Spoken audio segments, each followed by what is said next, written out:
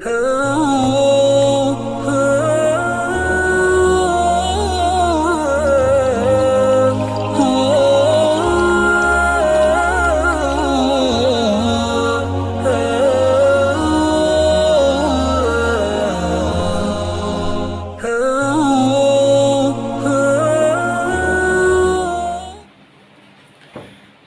ونصلي على رسوله الكريم أما بعد أعوذ بالله من الشيطان الرجيم بسم الله الرحمن الرحيم فقلت استغفروا ربكم إنه كان غفارا يرسل السماء عليكم مدرارا ويمددكم بأموال وبنين ويجعل لكم جنات ويجعل لكم أنهارا.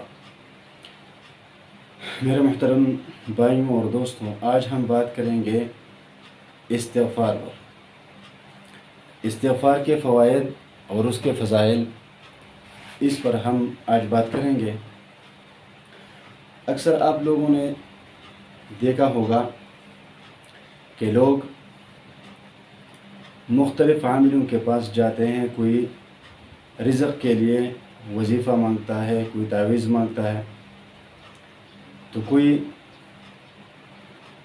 کاروبار میں برکت کے لیے، رزق میں برکت کے لیے، کوئی رشتے میں پریشانی کے لیے۔ لیکن ایک چیز ہے جس کی طرف ہمارا دھیان نہیں جاتا، وہ ہے قرآن پاک۔ ان تمام مشکلات کا حل اللہ تبارک و تعالی نے قرآن مجید میں بتا دیا ہے، اور وہ ہے استغفار، کہ استغفار کے ذریعے اللہ تبارک و تعالی ان تمام چیزوں کا، اللہ تبارک و تعالیٰ نے ان تمام چیزوں کا حل اسی میں رکھا ہے کہ بس استغفار کرو۔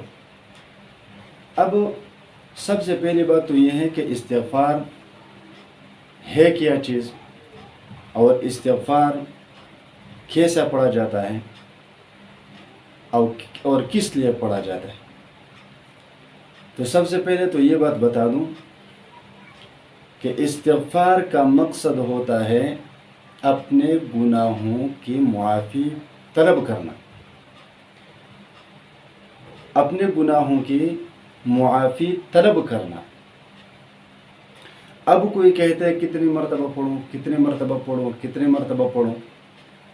میں کہتا ہوں کہ یہ استغفار اس وقت کارآمد ہوگا جس وقت ایک بندہ استغفار کر کے گناہ کو چھوڑ دیتا ہے۔ اب ایک آدمی ایسا ہے کہ وہ استغفار بھی پڑھتا ہے اور اس کے ساتھ ساتھ جھوٹ بھی بولتا ہے، بہتان تراشیاں بھی کرتا ہے، غیبت بھی کرتا ہے، گالی بھی دیتا ہے۔ تو ایسا تو اگر 1,000,000 مرتبہ استغفار پڑھو پھر بھی اس کا کوئی فائدہ نہیں۔ اب یہ بات تو آپ کو سمجھ آ گئی ہوگی کہ استغفار کا مقصد ہوتا ہے اللہ تعالیٰ سے اپنے گناہوں کی معافی طلب کرنا، یعنی جو گناہ ہوا، یا چاہے گناہ ہو یا نہ ہو، اس میں کیا بات ہے، نیکی کے بعد بھی استغفار پڑھنا افضل ہے۔ مطلب یہ کہ نیکی کا کام کیا، اس کے بعد استغفار پڑھی، وجہ کیا، اگر اس میں کوئی کمی بیشی رہ گئی ہے تو وہ اللہ تعالیٰ معاف کر دے گا، نہیں تو قبول فرمائے گا۔ تو گناہ کے بعد تو استغفار کرنا لازمی ہے۔ ایک مسلمان سے گناہ ہو جاتا ہے اور وہ مسلمان توبہ کے بغیر زندگی گزارے، ایسا تو ہو نہیں سکتا، خصوصاً گناہ کی وجہ سے۔ تو جو آدمی استغفار پڑھتا ہے، اس کا پہلا فائدہ تو میں آپ لوگوں کو بتا دوں، شاید آپ لوگوں نے سورۃ الانفال میں پڑھا بھی ہوگا۔ کفار جو یہ مطالبہ کر رہے تھے اور دعا مانگ رہے تھے، وَإِذْ قَالُوا اللَّهُمَّ إِنْ كَانَ هَذَا هُوَ الْحَقَّ مِنْ عِنْدِكَ فَأَمْطِرْ عَلَيْنَا حِجَارَةً مِنَ السَّمَاءِ وَائْتِنَا بِعَذَابٍ أَلِيمٍ، کہ اللہ اگر یہ دین سچا ہے، یہ پیغمبر سچا ہے، یہ قرآن سچا ہے، تو ہم پر کوئی عذاب نازل فرما۔ تو اللہ تبارک و تعالیٰ نے ان پر اس کے باوجود بھی عذاب نازل نہیں فرمایا۔ اس کی وجہ بیان فرماتے ہوئے اللہ تبارک و تعالیٰ فرماتے ہیں وَمَا كَانَ اللَّهُ لِيُعَذِّبَهُمْ وَأَنْتَ فِيهِمْ۔ سب سے پہلی بات تو یہ ہے کہ حضور صلی اللہ علیہ وسلم ان میں موجود تھے، اس وجہ سے اللہ تبارک و تعالیٰ نے ان پر عذاب نازل نہیں فرمایا۔ نمبر 2 کہ وَمَا كَانَ اللَّهُ مُعَذِّبَهُمْ وَهُمْ يَسْتَغْفِرُونَ، کہ وہ لوگ کفر اور شرک کے باوجود استغفار کرتے تھے۔ اب بتاؤ کہ استغفار کا کتنا بڑا فائدہ ہوا کہ کفار مشرکین وہ کفار جنہوں نے اللہ تعالیٰ کے نبی کو اپنے وطن سے نکال دیا، مسلمانوں کو نکال دیا، مسلمانوں پر کتنے ظلم ڈھائے، اس کے باوجود اللہ تبارک و تعالیٰ اس پر عذاب نازل نہیں فرماتا۔ وجہ کیا؟ استغفار۔ وہ استغفار پڑھتے تھے، مسلمان بھی ان میں موجود تھے، پیغمبر بھی ان میں موجود تھا، اس کے باوجود ایک وجہ اللہ تبارک و تعالیٰ نے ان کا یہ بیان فرمایا کہ وہ استغفار کرتے تھے۔ تو اب بتاؤ کہ جو مسلمان ہے اور وہ استغفار کرتا ہے تو اللہ تعالیٰ اس پر کتنے رحمتیں نازل فرمائے گا، ان کی تمام مشکلات کو کیوں ختم نہیں کرے گا۔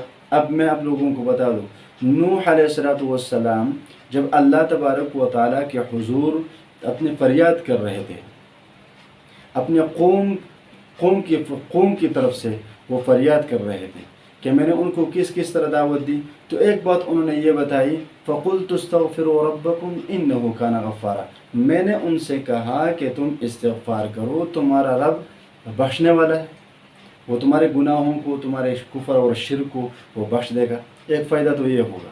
دوسرا، یرسل السماء علیکم مدرارا، اللہ تبارک و تعالیٰ تمہارے اوپر بھیج دے گا آسمانوں سے تیز بارش۔ مدرار اصل میں موسلادھار بارش کو کہتے ہیں، اور بتایا جاتا ہے کہ ان پر بارش بند ہو گئی تھی، تو استغفار سے تو پہلا فائدہ یہ ہوا کہ گناہ معاف ہو جائیں گے۔ دوسرا فائدہ کیا ہوا؟ دوسرا فائدہ یہ ہو گیا کہ اللہ تبارک و تعالیٰ یعنی تمہارے قحط سالی کو دور فرما دے گا۔ جب ظاہر بات ہے جب بارشیں ہوں گی تو زمین پر فصلیں اگے گی، جب فصلیں اگے گی تو لوگوں پر قحط سالی وہ ختم ہو جائے گی۔ دوسرا فائدہ۔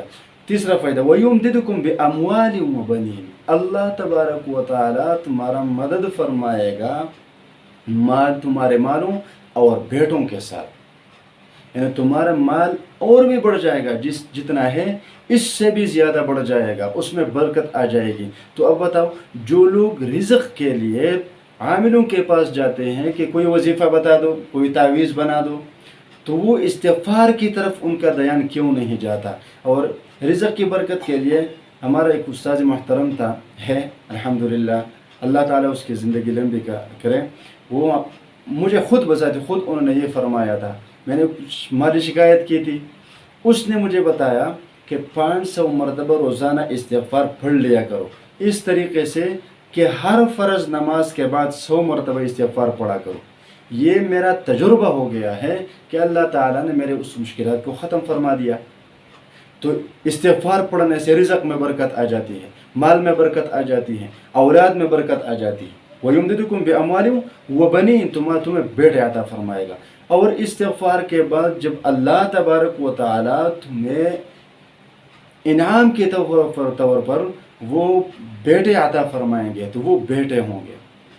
سوشل میڈیا کا زمانہ ہے، تم لوگوں نے کافی ویڈیوز دیکھے ہوں گی کہ لوگ اپنے ماں باپ کے ساتھ کیا کیا سلوک کرتے ہیں، کہ کبھی بیوی اور بیٹا وہ مل کر ماں کو مارا پیٹتا ہے، کوئی باپ کو کوئی گھر سے نکالتے، کوئی کیا کرتا ہے، کوئی کیا کرتا ہے، دل خون کے آنسو رونا لگتا ہے۔ خدا کی قسم کہ ایک ماں باپ نے تمہیں بڑا کیا، پالا پوسا، اتنی مشکلات جھیلی، اس کے باوجود اپنی بیوی کے خاطر، اپنے بچوں کے خاطر اس ماں باپ پر اتنے ظلم، بس کیا کرے۔ جو بچہ اللہ تبارک و تعالیٰ استغفار پڑھنے کے بعد بطور انعام عطا فرمائے گا، وہ بچہ ہوگا، وہ بیٹا ہوگا، وہ بیٹی ہوگی، ایسا بیٹا ہوگا جو تمہارے دلوں کا سکون ہوگا، تمہارے آنکھوں کی ٹھنڈک ہوگی، وہ تمہارے کام آئے گا۔ تو یہ ہو گئی مالوں میں برکت، بیٹوں میں برکت۔